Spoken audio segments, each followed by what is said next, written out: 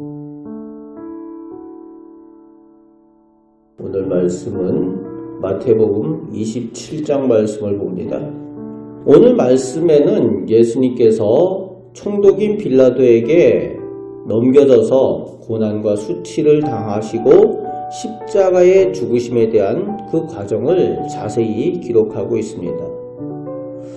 1절, 2절에 종교 지도자들이 예수님께 대해 누명을 씌워 죽이기 위해서 당시 유대 총독으로 다스리고 있던 로마 사람 빌라도에게 넘기게 되는데, 당시 로마의 통치하에 있는 그 유대의 상황에서는 공식적으로 사람을 죽일 수 있는 그 사형의 권한은 유대인들에게 없고 로마 총독에게 있기 때문에 그랬습니다.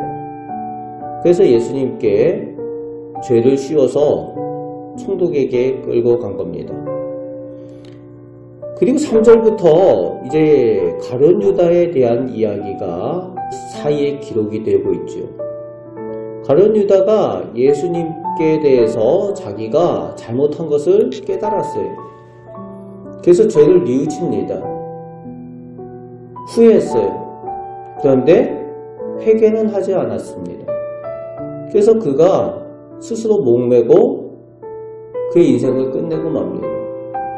죄를 뉘우치는 것과 회개는 다른 것입니다. 회개라는 의미는 하나님을 떠나 다른 길로 가던 그 발걸음을 돌이켜서 다시 하나님께로 나아가는 것, 가던 길을 돌이켜 가는 것을 회개라고 해요. 그래서 우리가 오해하면 안 되는 것이 죄를 뉘우쳤다, 후회한다, 그것이 회개라고 오해하면 안 됩니다. 진정한 회개는 하나님께로 돌아가는 것, 그게 회개예요. 그럴 때 그곳에 용서가 있고 하나님의 용납해 주시는 용서의 은혜를 만나게 된다는 겁니다.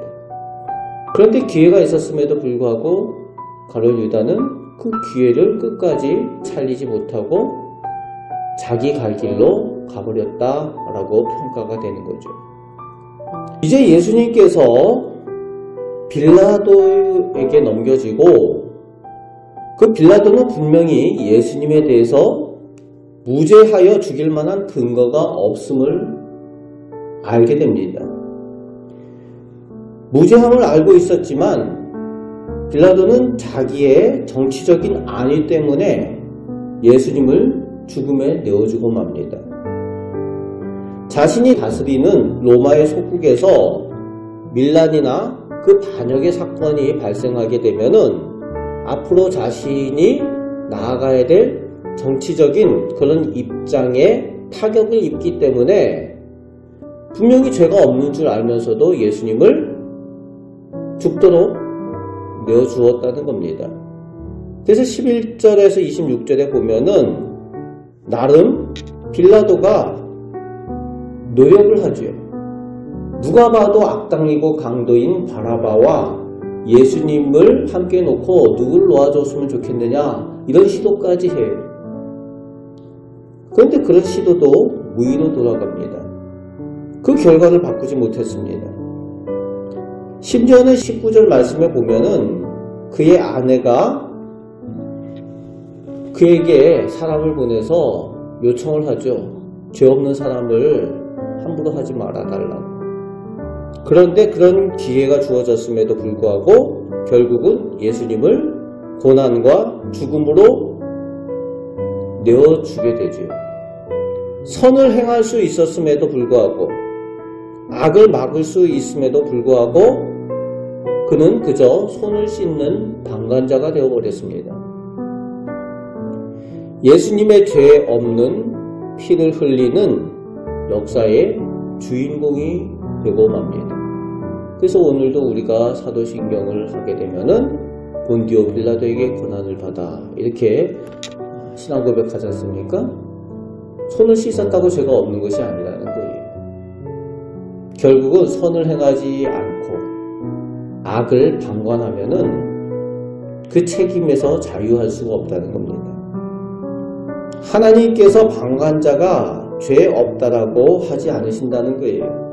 할 수 있음에도 하지 않는 것도 책임이 있고 죄가 있다는 겁니다. 우리가 늘 조심해야 되는 부분이죠.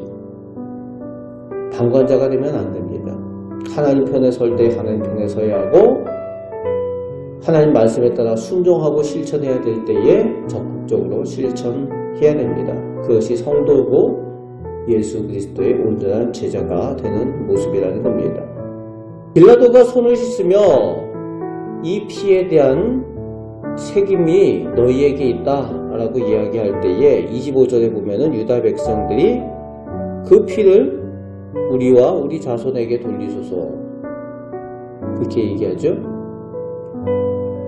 그들이 고백한 대로 역사 가운데에 예수님의 무죄한 피에 대한 그 책임을 그들 그리고 그들 자손들이 지게 되는 것을 보게 됩니다.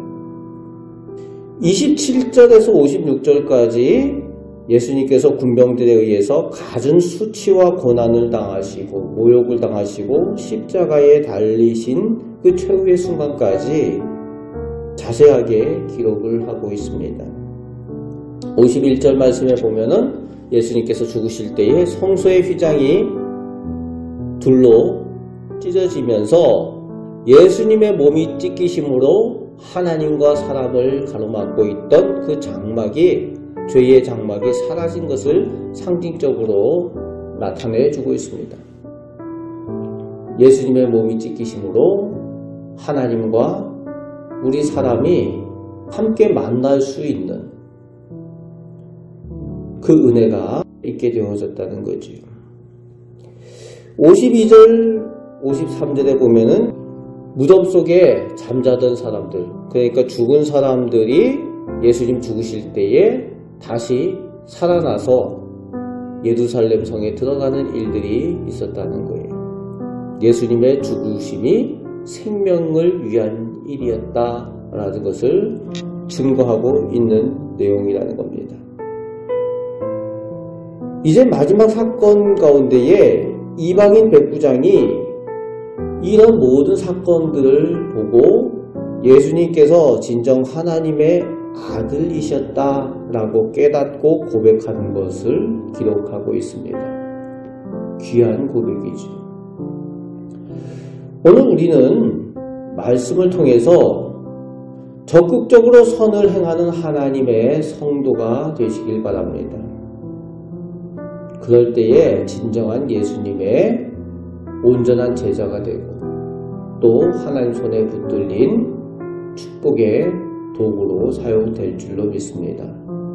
우리는 세상을 향하여 보내진 사명자이고 또 하나님의 축복의 통로입니다.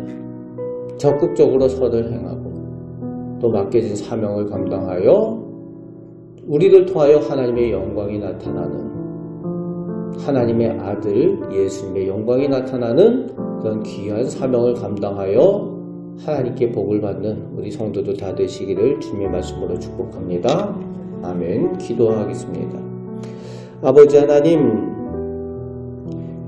예수님께서 십자가에 달리시는 그 자리에서 사람들의 여러 모습이 나타납니다.